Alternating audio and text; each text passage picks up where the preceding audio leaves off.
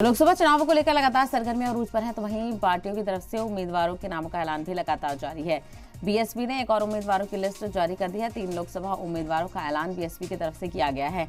अमेठी से नन्हे सिंह चौहान को टिकट दिया गया है। प्रतापगढ़ से प्रथमेश मिश्रा को टिकट दिया गया है, तो वहीं झांसी से रवि प्रकाश कुशवाहा को टिकट दिया गया है। तो बीएसपी की तरफ से अकेले ही चुनाव लड़ा जा रहा है। किसी भी पार्टी के साथ, अपोजिशन के साथ, इंडिया अलायंस के साथ कोई इत्तेहाद बीएसपी का नहीं है। और बीएसपी सुप्रीमो मायावती लगातार इंतखाबी तशहीर में भी जान डालती हुई नजर आ रही हैं और अपने उम्मीदवारों के हक में वोट मांगती हुई भी नजर आ रही हैं। तो बीएसपी ने और 3 उम्मीदवारों की लिस्ट जारी की है। सिलसिलेवार तरीके से उम्मीदवारों के नामों का ऐलान लगातार जारी है। तो अमेठी से नन्हे सिंह चौहान को टिकट दिया गया है। प्रतापगढ़ से प्रथमेश मिश्रा को टिकट दिया गया है। झांसी से रवि प्रकाश कुशवाहा को टिकट दिया गया है।